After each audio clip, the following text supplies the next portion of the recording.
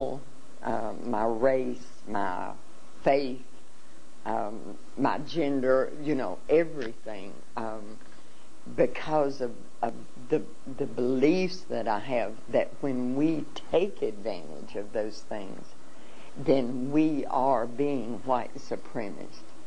Because most people, when they think about someone that's white supremacist, they're thinking about the guy in the fatigues and he's in the woods and he's shooting and target.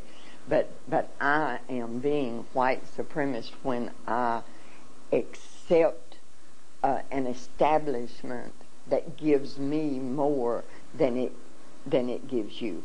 If I know that, if this is something that I'm aware of, and I take advantage of that, then that makes me, I believe, that puts me in the category of being a white supremacist. Now, how do I not take advantage of it? Because I've had white people ask me this, how do I not take advantage of it? Do I not take a job that I know is given to me because I'm white, and if I had been black, I wouldn't have gotten that job? Do I not take that job? I have to eat. My children have to eat. So we get into realities, and there are things that we cannot not do. So we are white supremacists because we are taking advantage of a system. But what we have to do, what we must do, is to try to stop that system from being as it is. Try to undermine that system in any way that is legal and not going to land you in jail, hopefully, rightfully land you in jail. But you have to fight it. You have to try to stop it.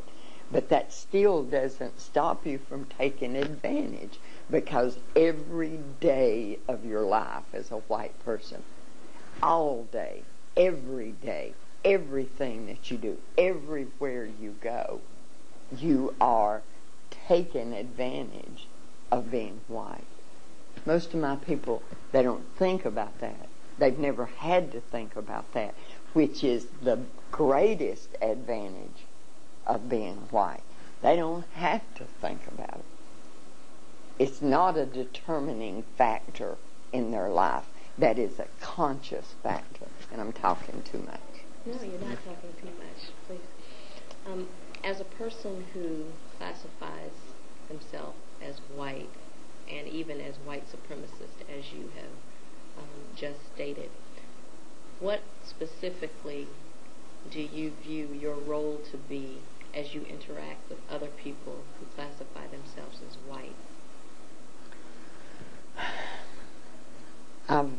I've said for a long time that God's placed me on a path that there's not many other footprints on that path. There are some. Thaddeus Stevens he's one of my heroes. Most white people wouldn't have any idea who he is.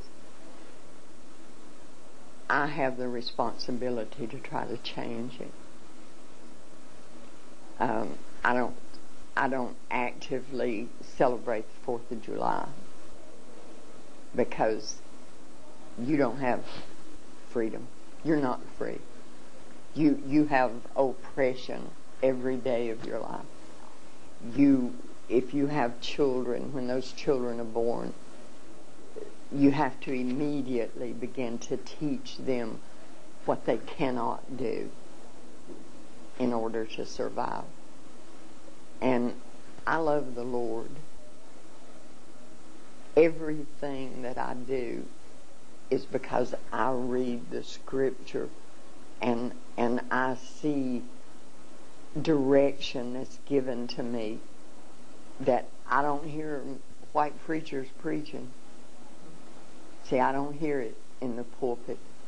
And I don't understand why I don't hear it in the pulpit. So my response, I'm the one that causes it.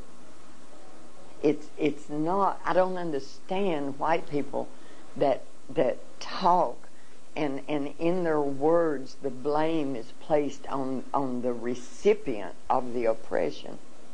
Like, okay, the oppression is here, so get out of the way, and then you're not going to be oppressed anymore. That's not how it works.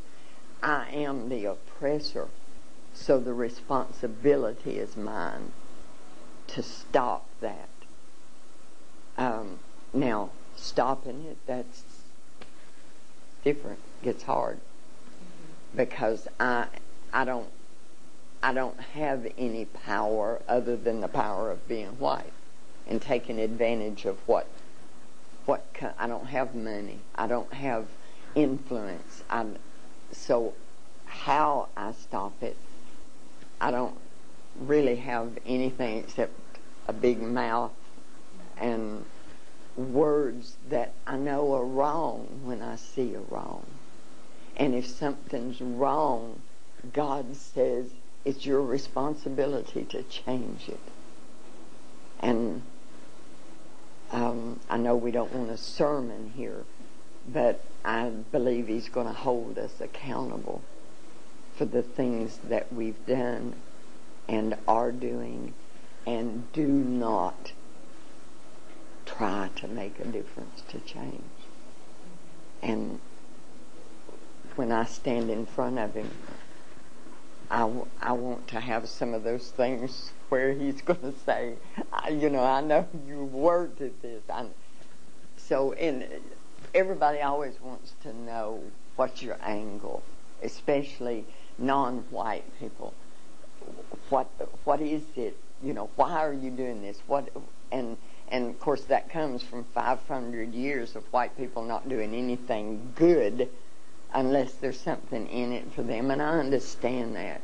And in a way, I'm in that same category there. I have children. I have grandchildren, more grandchildren on the way. I don't want those children growing up having to dodge bullets. And the young black man he's a much different product of our oppression than what the young black man was 100 years ago. I don't want my children in a civil war in this country between black and white. So in that way I'm selfish, see. And the fact that I want God to smile on me and say, I've seen you do, that in itself is selfish. But He's also given me a burden. And there's not any way that I can ever say to you that I know what you go through. See, there's no way that I can do that. And He gives me understanding that I can't do that. I can't know what your life is because of the color of your skin, because of the amount of melanin that God placed in your skin. I can't know that, but He has given me a heart to hear the pain when your child is mistreated because of the color of that child's skin, that beautiful child.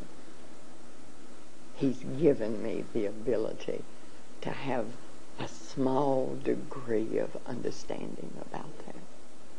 And for me not to act on it would be unforgivable in His sight. How did you come to this level of understanding and the decision to speak the way you speak and do what you do? Because as you said, for instance, you don't hear from the pulpit from white preachers who read the scripture and promote and encourage Christian living, for instance. But yet your faith path seems to be the same, yet you have a different perspective what influencing